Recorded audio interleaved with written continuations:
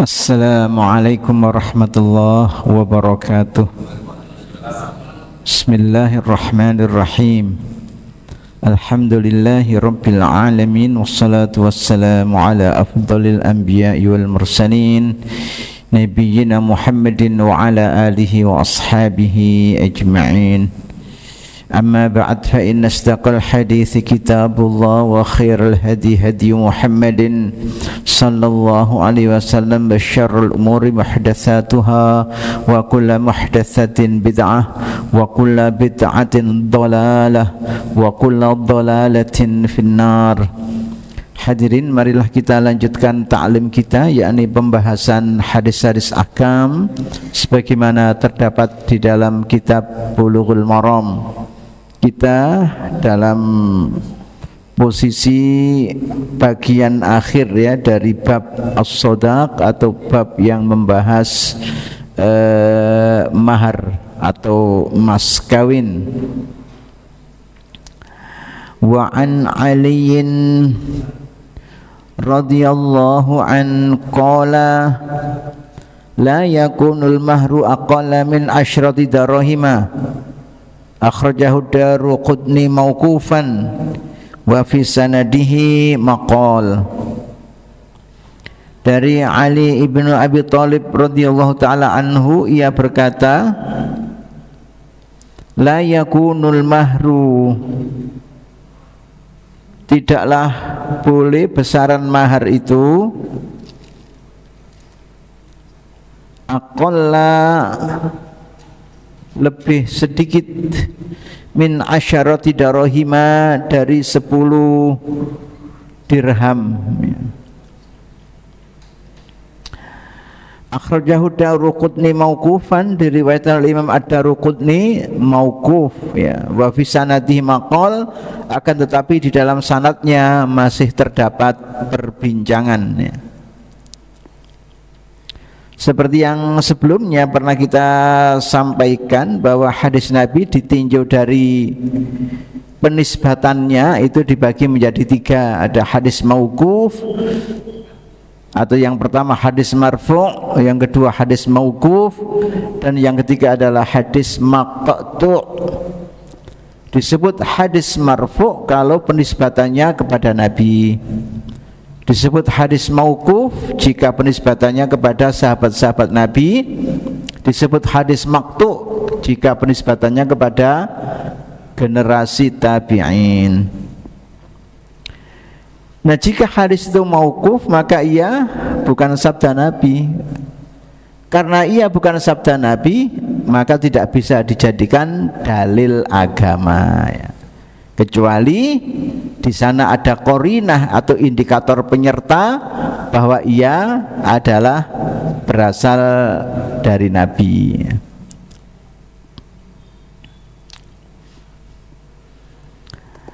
Baik, kita lewati saja. Wa an Uqbah ibni Amir radhiyallahu ta'ala anhu qala qala Rasulullah sallallahu alaihi wasallam khairus sodaki aisaruhu. Akhrajahu Abu Dawud wa sahhahahu Al-Hakim.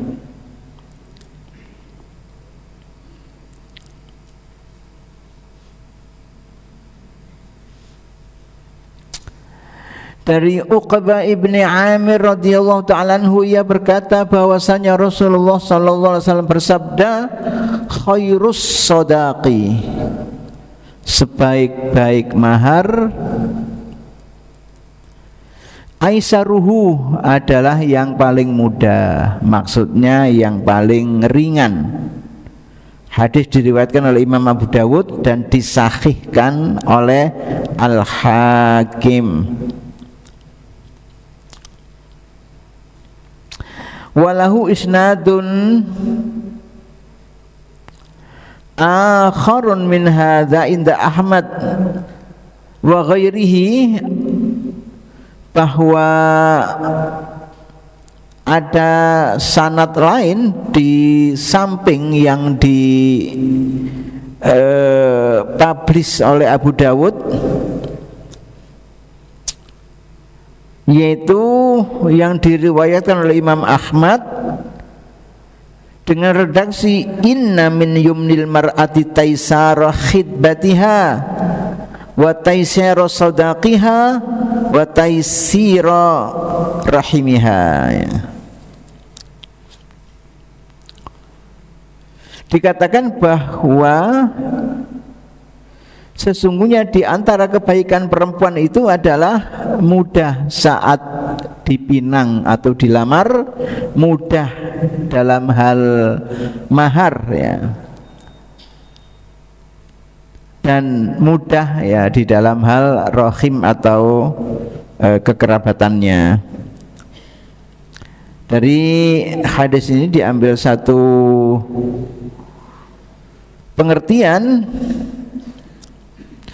bahwasanya annahu la buta fin nikahi min shadaqan wa in qalla, bahwa di dalam pernikahan itu harus ada yang namanya mahar, walaupun ia sederhana, walaupun ia bernilai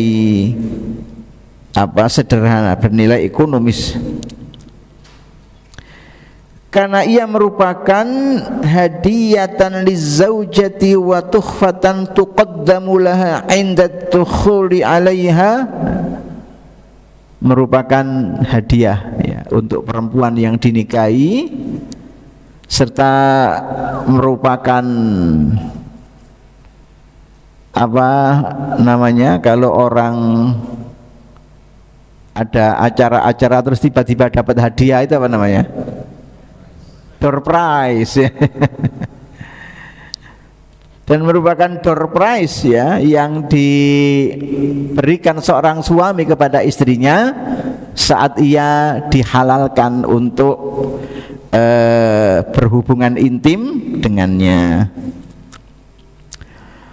Oleh karena itu an-shadaqah laisa maqsudan lidzati fin nikah wa laysa huwa iwadun muradan, sehingga maksud atau tujuan mahar itu bukan sebagai harga pembelian atau pengganti perempuan, tapi seperti yang sudah pernah kita sampaikan, wa innama huwa nikhlatun fi hadzal aqdil mubarak, ia adalah pemberian sukarela ya, pemberian yang sifatnya untuk menyenangkan, menenteramkan hati istrinya pada momen akdun nikah.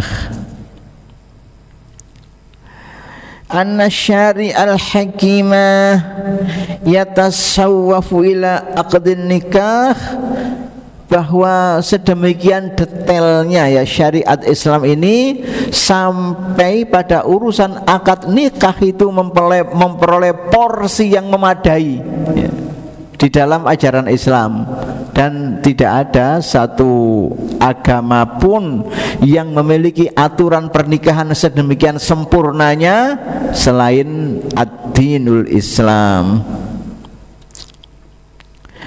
Wa yakhussu alaihi wa yusahhilu tariqahu litahsulal maqasidut thayyibati was-samarul litahsula al maqasidut thayyibatu was-simarul hamidatu minaz zawaj. Asy-syari' yakni Allah Subhanahu wa taala menjadikan mahar itu sebagai sesuatu yang mudah, sehingga dengan demikian tujuan-tujuan pernikahan itu juga mudah didapatkan ya. Pastilah di dalam pernikahan itu ada tujuan-tujuan yang luhur, ada buah yang terpuji, yakni ketentraman ya di dalam masing-masing dari pasangan tadi, di samping tentu saja memperoleh keturunan sebagaimana dianjurkan oleh Nabi. Dengan demikian siapapun memperoleh kesempatan yang sama untuk menikah secara syariat Islam, sehingga tidak boleh ada alasan gara-gara tidak memiliki mahar yang memadai kemudian orang tidak mau menikah, tidak boleh. Nah, itulah salah satu hikmah kenapa mahar itu dianjurkan oleh Nabi sebagai satu yang mudah didapat dan sederhana. Bahwa kemudian seseorang karena kakean duit terus kemudian memberikan mahar yang banyak, ya baik-baik saja, ya rezeki ini yang perempuan gitu aja.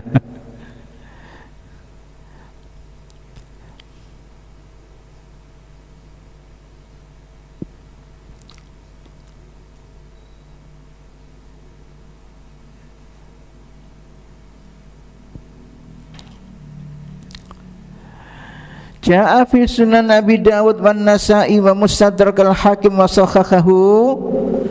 Dalam riwayat yang terdapat di dalam Sunan Abu Dawud, Sunan An-Nasa'i juga Mustadrak al-Hakim, dan di mana beliau yakni al-Hakim mensahihkannya, an Abil Ajfa'i As-Suhami qala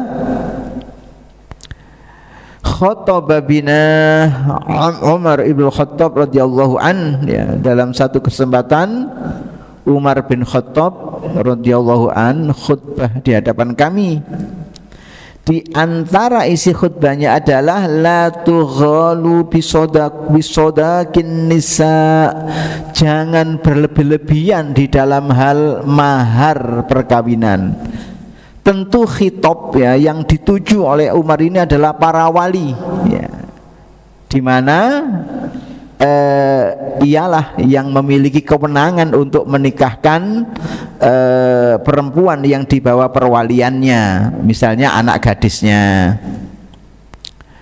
Umar mengatakan la tughalu bisodaqin nisa, jangan berlebih-lebihan di dalam hal mahar perkawinan.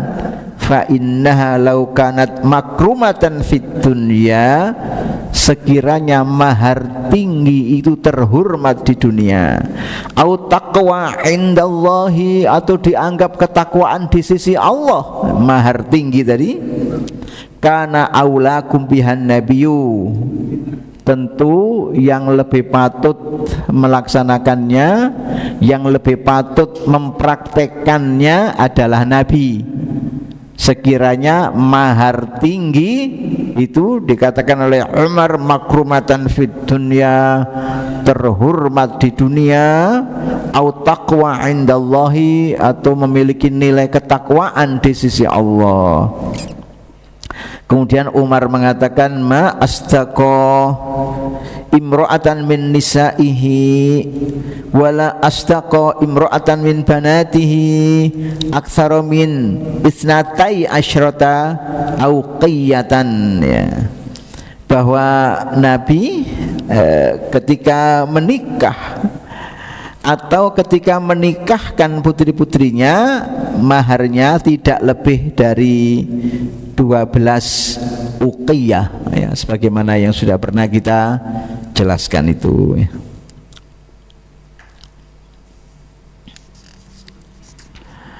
Baik, kita lanjutkan.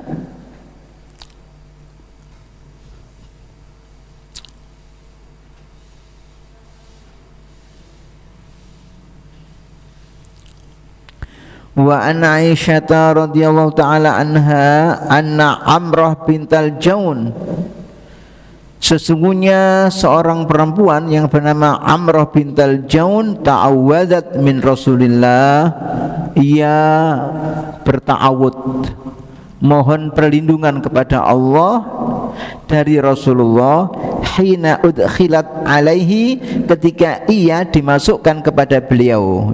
Ta'ni maksudnya lamma tazawwajaha, tatkala Nabi menikahinya, ya. Ada perempuan namanya Amrah bintal Jaun dinikahi oleh Nabi. Ketika ia dipertemukan dengan Nabi, ya, dimasukkan ke dalam kamar atau rumah Nabi, ia mengatakan a'udzu billahi minka, aku mohon perlindungan kepada Allah darimu. Maksudnya tidak mau disentuh oleh Nabi. Faqala, kemudian Nabi mengatakan, laqad udti bi Mu'adzin, hei perempuan, sungguh benar-benar engkau mohon perlindungan pada tempatnya, pada tempat mencari perlindungan. Fatallaqaha, kemudian Nabi menceraikannya. Wa amara, dan beliau perintahkan Usamata, sahabatnya yang bernama Usama bin Zaid, yumati'uha, untuk memberikan mut'ah padanya, maksudnya adalah pesangon, bisalasati aswabin, dengan 3 helai kain, ya. Akhrajahu Ibnu Majah wa fi isnadi rawin matrukin wa fi isnadihi rawin matrukun.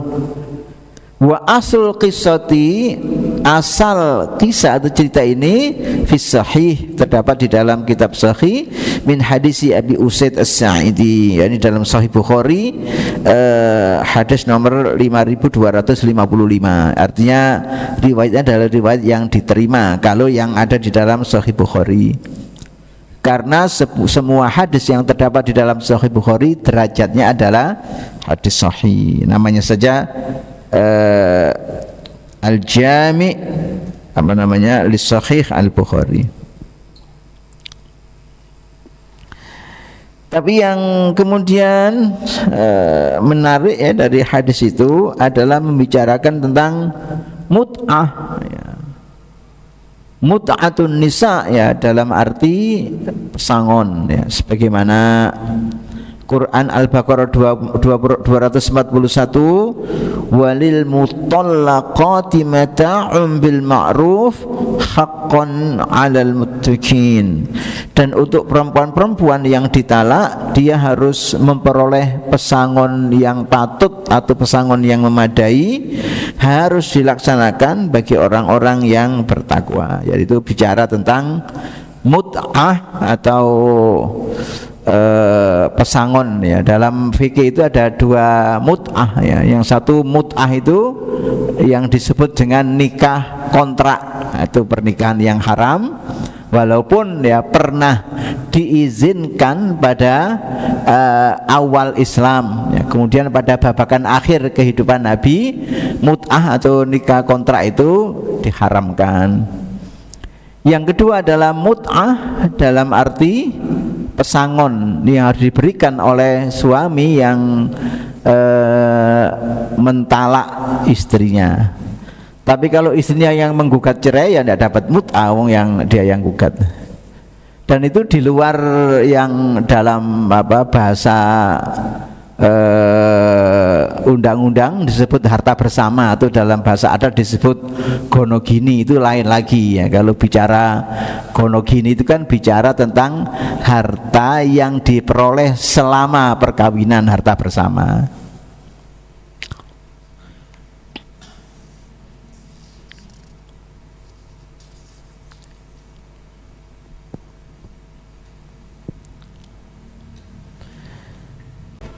Masuk bab baru, yaitu bab walimatil ursy, ya, bab tentang walimatul ursy atau yang disebut sebagai walimatun nikah.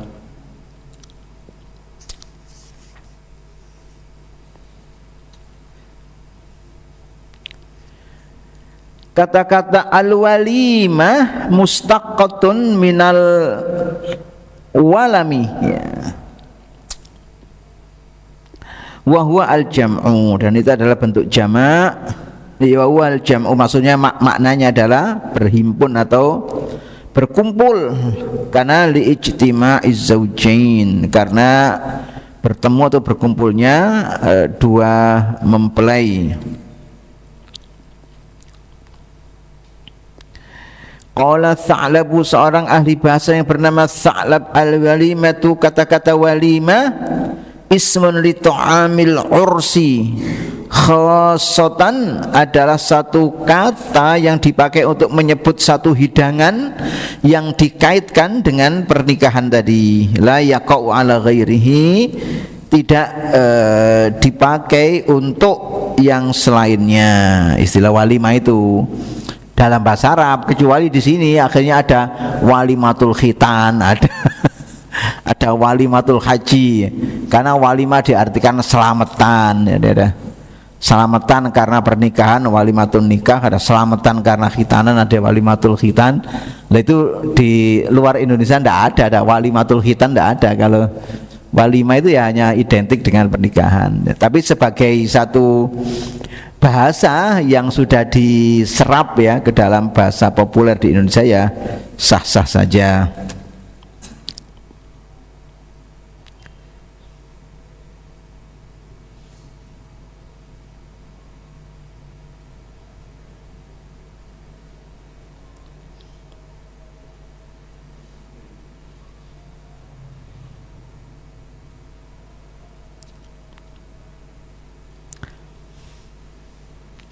Al-ursu bidhammil ain wa sukunir ra, dengan mendomahkan ain dan mensukun ra, ursu huwa zifaf wa tazwij, itu adalah pernikahan. Jam'uhu a'ras, jamaknya a'ras. Kalau dibaca al-irsu dengan mengkasrahkan ain, hiya arsuhu, ini ya kuwadenya itu irsun ya. Kalau arus ya, kalau manten itu duduk di kuade itu namanya arus. Kalau perempuan ya arusah.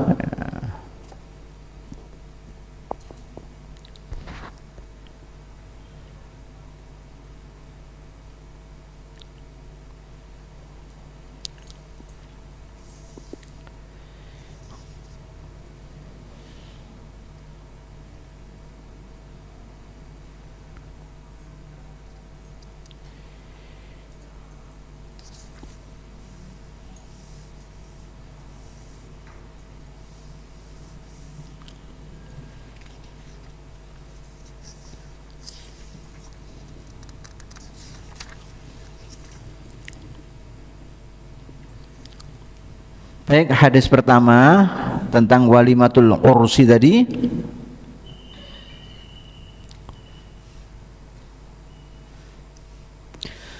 Wa an Anas ibni Malik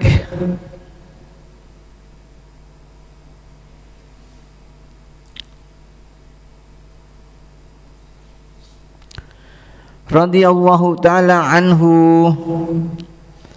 anna an-nabiyya sallallahu alaihi wasallam ra'a ala Abdurrahman bin Auf athara sufratin faqala ma hadha, qala ya Rasulullah inni tazawwajtu imra'atan ala wazni nawatin min zahabin. Qala barakallahu laka aulim walau bisyatin, muttafaqun alaih.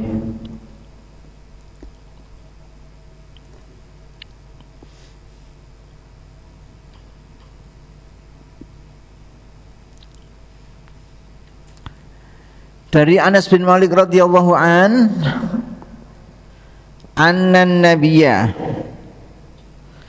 sesungguhnya Nabi sallallahu alaihi wasallam ra'a ala Abdurrahman bin Auf, melihat pada diri Abdurrahman bin Auf, athara sufratin, ada noda berwarna kuning di pakaiannya, ya menunjukkan ia mengenakan parfum za'faron untuk zaman itu ya. Faqala ma hadza, kemudian Nabi bertanya, hai Abdurrahman ibnu Aufin, ini apa ya, kira-kira biasanya tidak pakai gitu kok sekarang pakai parfum yang istimewa. Qala, ia mengatakan, ya Rasulullah, ini tazawwajtu imra'atan, ya Rasulullah, saya telah menikahi seorang perempuan ala wazni nawatin min zahabin, dengan mahar ya, satu ujung jari dari emas ya. Nawat itu diartikan sebagai biji kurma. Nah, bicara biji kurma kan ya kecil, namanya biji kurma ya. Para ulama nanti menyebut kata-kata nawat itu bisa dipakai untuk menyebut koin emas, berarti dia 5 dinar atau 5 keping emas, atau dia bisa juga dipakai untuk menyebut koin perak 5 dirham. Nah, koin perak koin emas ataupun koin perak pada zaman itu beratnya ya antara 3 sampai 4 gram. Artinya enggak banyak ya, kecil-kecil.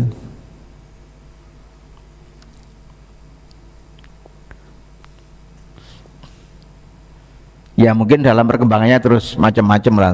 Cuma kalau penjelasan para fuqaha, bobot 1 dinar 1 dirham itu antara 3 sampai 4 gram.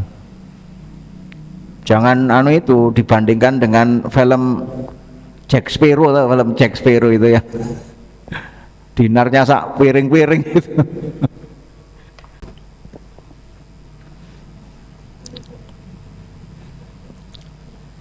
Abdurrahman bin Auf mengatakan, ini tazawwajtum ra'atan, saya menikah dengan seorang perempuan ala wazni nawatin min zahabin, dengan mahar berupa emas seberat biji kurma.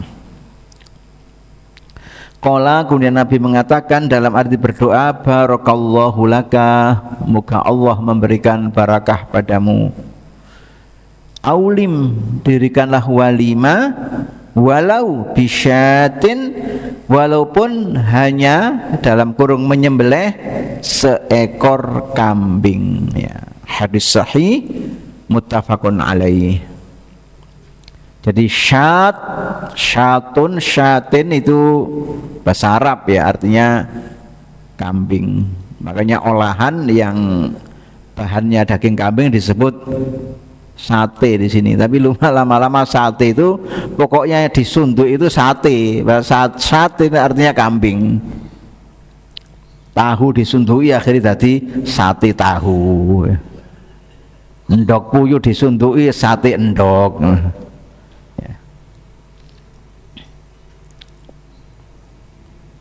Apa namanya? Kul ya, kul kreco itu ya, dia di Rolak Gunung Sari itu sate kul. Kul disundui.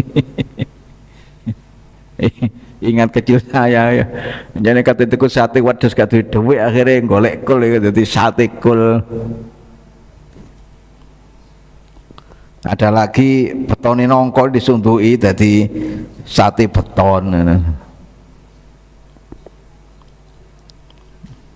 Saya bilang sama teman-teman di Palembang, waktu itu saya ngajar di Palembang, di Win Raden Fatah Palembang. Orang Palembang itu hebat-hebat ya. Kapal selam saja dimakan. Kan ada pempek kapal selam. Dia jawab, orang Jawa juga hebat-hebat ya. Beton aja digigit sampai hancur kalau beton. Karena mereka tidak pernah tahu kalau biji nangka itu namanya beton. Beton kan ya semen.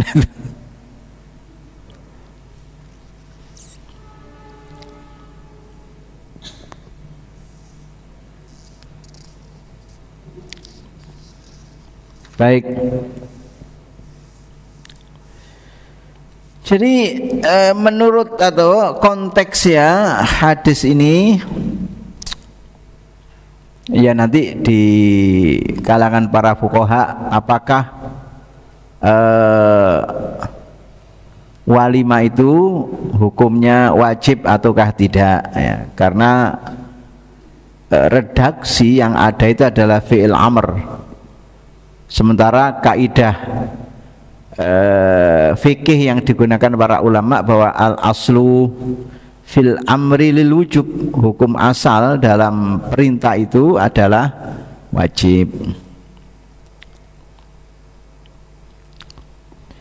Nah, kata-kata walau bisyatin, saya kira kalau yujayutun yang ada di kampung itu walima kadek mbeleh wedhus ya rada gedhe, mbeleh wedhus barang ya. Mbeleh wedhus rek.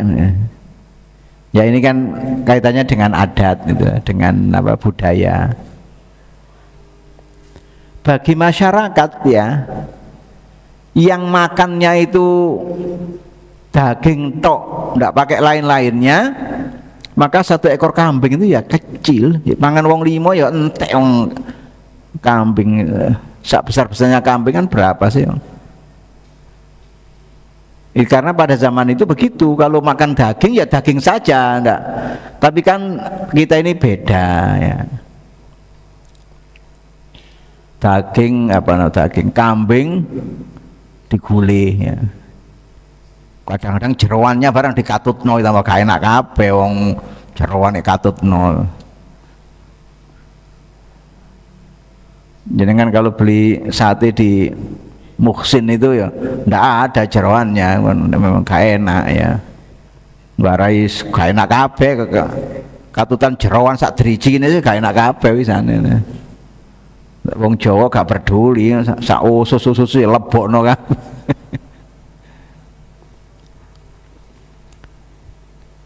Jadi ya akhirnya jadi banyak wong dudune tok ae rong gentong. Nah sementara kebiasaan kita makannya kan pakai makan nasi, segone sak piring munjung, dagingnya sak kreweng, dudune ya warak bisa. Jadi kambing satu bisa dimakan 50 orang wong. Karena kita enggak makan daging, kita makan nasi. Daging hanya ya lawuhnya saja. Sing penting dudune itu.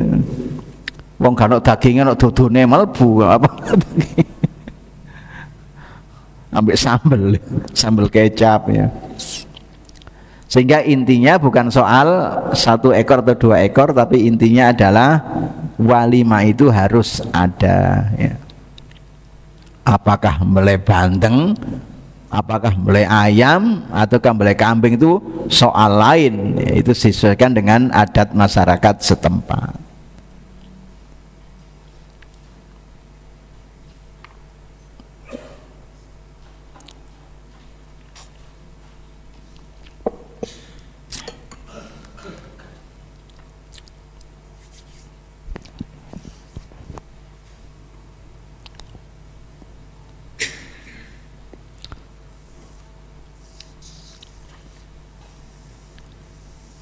Baik.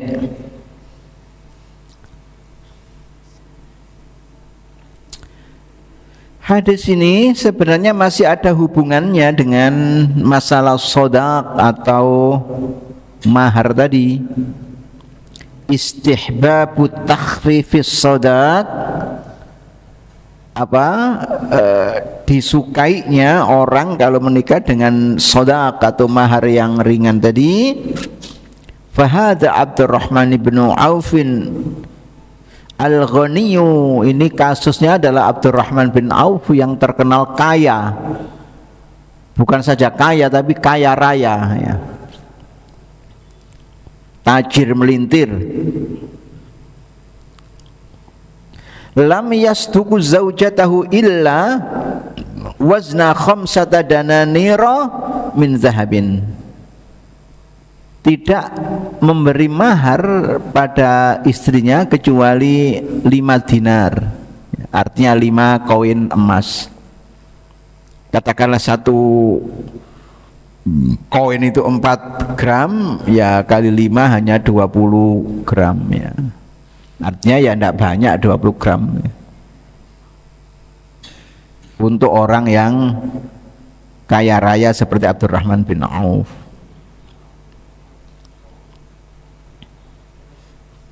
Salah 20 gram masih emas enom pisan. Emas 14 karat. Kakean tembogo. Nah kalau emas itu dalam bentuk perhiasan, ya tidak mungkin emas murni kan, tidak ada perhiasan emas murni itu. Nah nyambungnya pakai apa? Misalnya emas dalam bentuk rantai itu ya, persambungan antar rantai ini pakai apa? Ya harus pakai apa namanya? Patri. Lah patrinya itu campuran, ya ada unsur emasnya, ada unsur peraknya, ada unsur tembaganya, ya, 3 itu. Ini perhiasan emas murni, ya enggak mungkin, masa ada. Kalau emas dalam arti lantakan gitu murni ya, tapi kalau perhiasan ya enggak mungkin.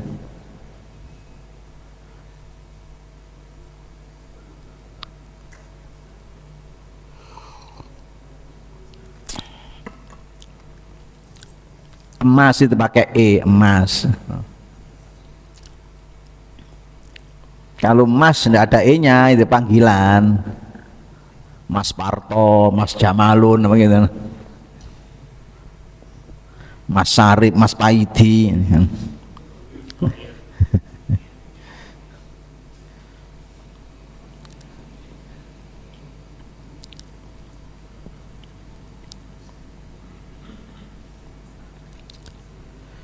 Bahwa sunnah juga ad-du'a lil mutazawwij bil barakah, mendoakan berkah bagi orang yang menikah.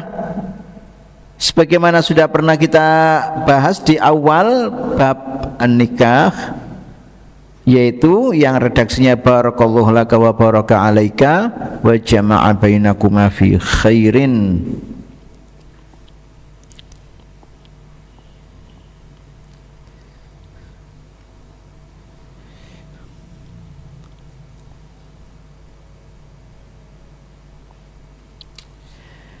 Dan kelima adalah masyru'iyatu walimatul ursyi, bahwa disyariatkannya orang yang menikah itu mengadakan walimatul ursyi tadi, mengundang banyak orang, makan-makan ya, supaya mereka tahu hikmahnya bahwa saya ini sudah menikah.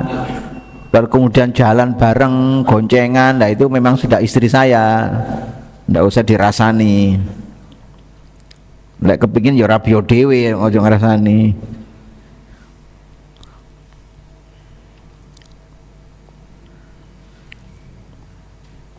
Yang setidaknya ya 1 ekor kambing. Lebih dari 1 ekor ya lebih baik lagi. Apalagi mbeleh sapi ya. Ya kalau di kampung itu kan orang-orang itu ya, tuan-tuan tanah di kampung itu ya membeli sapi.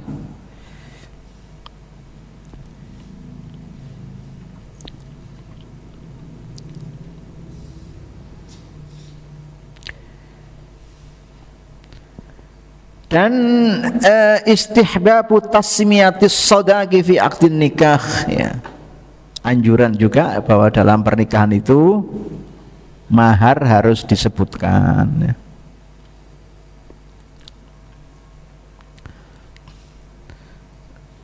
Saya beberapa waktu yang lalu dapat pertanyaan dari teman yang kepala KUA. Ustadz, ini ada pernikahan ya, minta diakadkan pakai bahasa Arab, maharnya ini yang saya kesulitan ya. Ada kalung emas, ada cincin emas, kemudian ada emas putih, macam-macam gitu loh. Saya bilang, timbang-timbang kangelan, jangan mau pakai bahasa Arab, pakai bahasa Indonesia saja. Boleh perkor.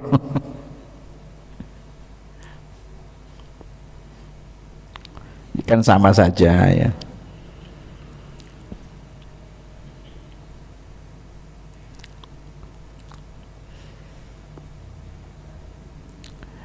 Baik, saya kira untuk sementara cukup dulu ya. Insya Allah kita lanjutkan pada pertemuan-pertemuan akan datang. Aku qouli hadza, wassalamualaikum warahmatullahi wabarakatuh.